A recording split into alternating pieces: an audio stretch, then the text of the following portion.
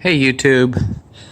Tried to post a few videos lately and they haven't uploaded. I don't know what's going on, but just wanted to show you what a little update I'm doing on my machine shop. I've had this Clausing, I believe it's a 13 by 36.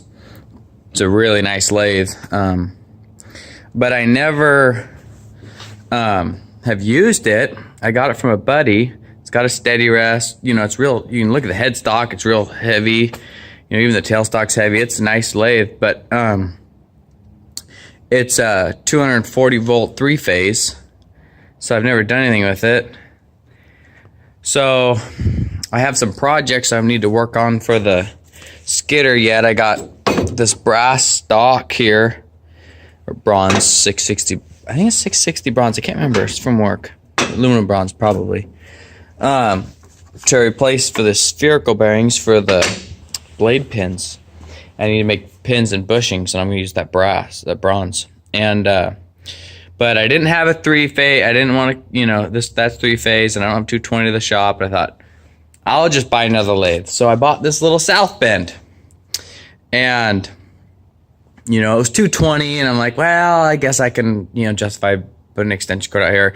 Came with 2 3 jaws, a 4 jaws on it, 3 jaws are in there.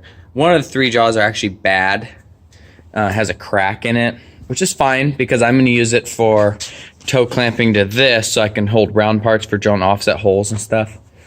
And then this has a 4 jaw in it, and then this is actually a faceplate. I thought, that's sweet. Look, a nice steady rest. Stick and thread has all the change gears in there and a bunch of goodies.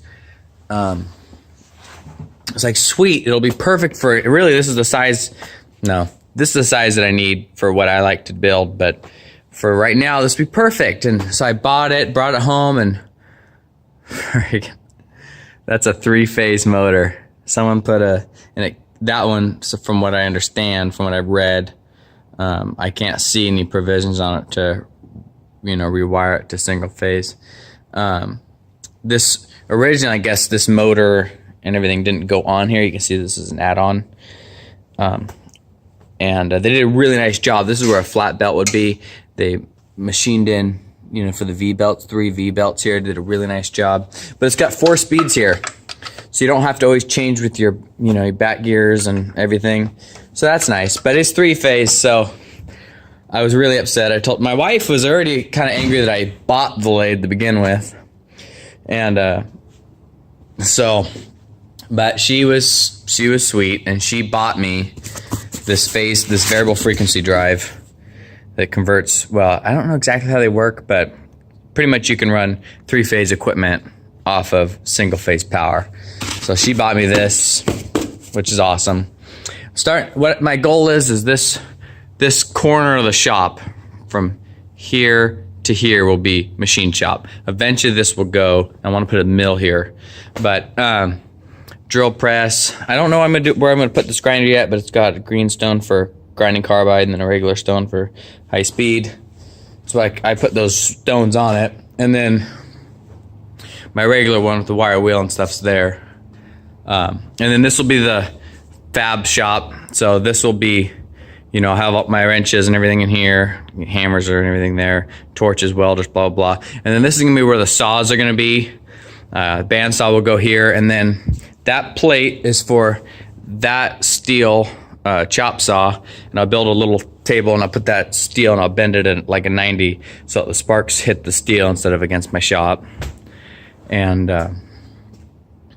originally I thought about putting like a welding table right here in the middle, but as you can see, I have enough junk that I like to collect, and I'm trying to get rid of it, but I'm thinning that out. You can't tell, but well, I say that, and then look, I acquired this today from work. Nut and bolts bins. It's been beat up. You can see it in the corner right here, and some spots here, and some drawers are all dinged up because they threw it in the scrap bin. But so this is gonna go, and I built this. It's a nut and bolt bin, you know, 632 all the way to 1 inch, and then M4 all the way to what's metric go, 24 millimeters pretty much. It's 1 inch, and then I got some extra spots. I got pipe here.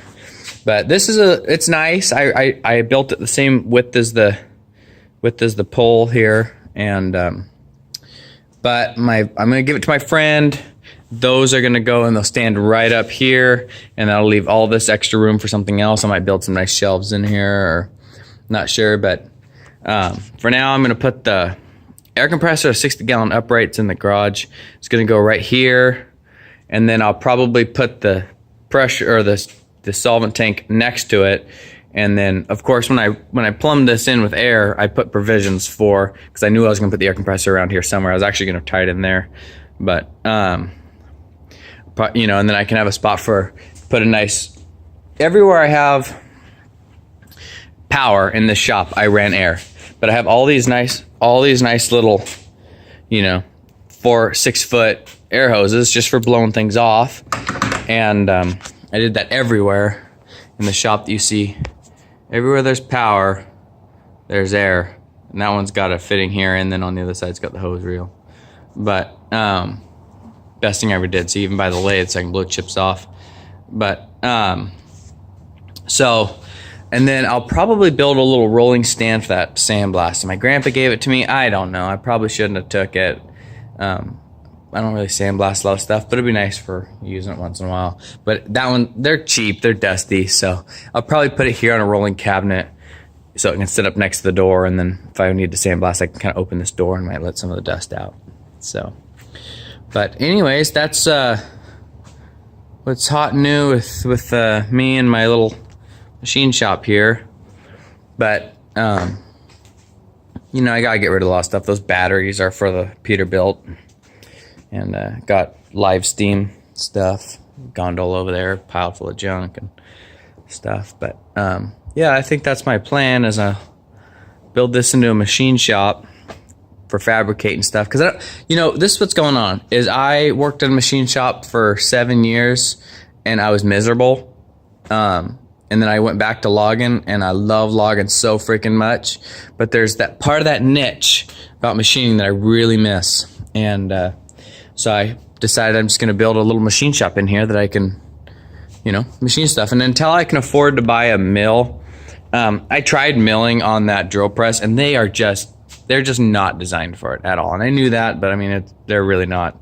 But I'll probably put a 90-degree block here, take the, what is this, compound, lay it up like this so you got your X and Y, and then I'll put a little vise on it, and I'll make a collet take the chuck off, put a collet holder or something in there so I can mill. And anyways, oh, George, what are you doing? Are you making a video? I am. I'm making a YouTube video. What are you doing? What is this? That is for nuts and bolts. Got it from work. Oh, goldfish. Yeah, I got it from my store. Right on. All right. Well, I guess we'll end the video. Anyways, that's what the update is on the shop, and starting to get winter time, so I want to start buckling down and want to finish the skidder, and crane on the service truck needs a little bit of work. I got it working, but needs some work, and log loader needs a lot of work, but got a lot of stuff that's gonna get out of here. These starters, I got 2 there that are like brand new. The one up there that I rebuilt, those are going. And the air tank's going. I was gonna take that air tank and make one of those, you know, put a big ball valve on it, like a, you know, 1-inch ball valve with take a pipe and then flatten the end so you can set the bead on tires, but I don't know, I don't need all that junk, so. But yep, I'm gonna put the saws over there, then the welders and torches, and I got a cheap little 220 stick welder there. My Lincoln, my wife bought me the torches. That press, I put the press on little caster so I can roll around. I use that thing, geez, like crazy. But oh, maybe I'll show you guys my machinist tools really quick. Just a quick video of what I got in here. It's It's a little dirty, but this is just some of my indicators from when I was a machinist. I mean, I got them everywhere. I got a mag base there. I got a no good mag bases under here, but got mighty mags and all the little ones for sticking on ways and stuff.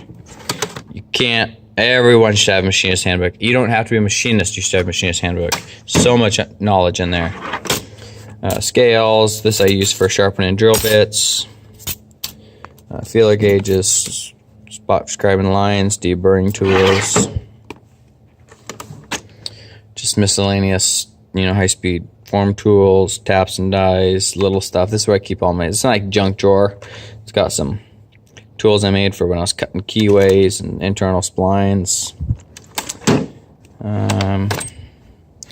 Edge finder, another edge finder in here. Some homemade keys I made for stuff.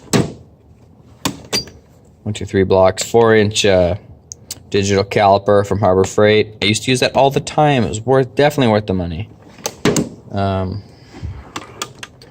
More random, carbide burrs. This I made for going on the indicator and bumping over teeth to get the OD dialed in close. Then I'd measure off the pitch line. Call them snap gauges, but they're telescoping gauges for internals. Brake cylinder home. Just stuff. Oop. I bought this Kennedy toolbox for $100. Brown and Sharp 6-inch digital or dial calipers, 0 to 1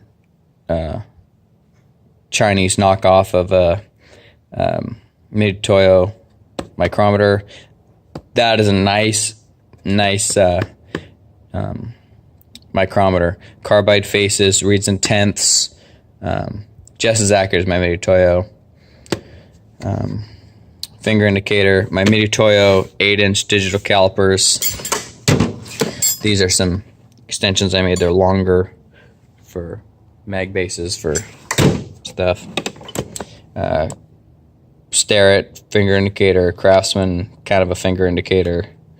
Mitutoyo 1/2-inch to 2-inch ID mic set. Indicator reading in tenths.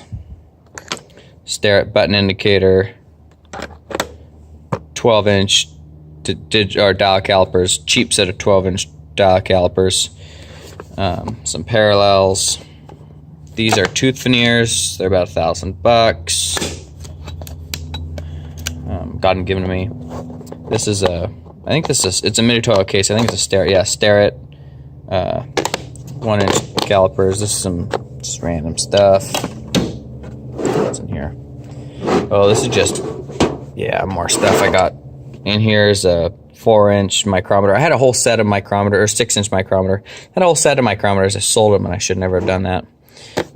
These are 10-inch veneer calipers, made in Germany. Got them. They're probably not worth anything, but Indicol. These are awesome. They fit on the Jacobs chuck, and you put your finger indicator on there and dial in parts or bores and stuff just by rolling the spindle. Made in America. Awesome. Another set of calipers. Who knows what's in there? Some layout tools. Right now, what's in this bottom Kennedy box is mostly just wrenches stuff. I'm gonna change everything over. When I get I gotta get a key for locking the box on the service truck, and a lot of stuff is gonna go in that service truck. But eventually, this is just gonna be strictly machinist tools, layout tools. Nothing but machinist tools for the machinist area. Yeah, it's just wrenches in here. More indicators. Right here is see, it's in a box, but it's a granite table. 2 to 12-inch Mitutoyo ID mic set. Some more. It's another set of snap gauges or telescoping gauges. Another machinist handbook. Big stuff for tapping. I got just 2 more, and there's 2-inch travels. Just machinist tools. That's pretty much what I got from machinist tools now. But yeah, so that's it. That's what I got for a shop. That Stinger is gonna go to my friend's house, and came off his log truck. He gave it to me, and I'm not using it, so I don't need it sitting around here. He can, but I got that hitch for him. That he didn't give me that, and I got that, picked that up from work.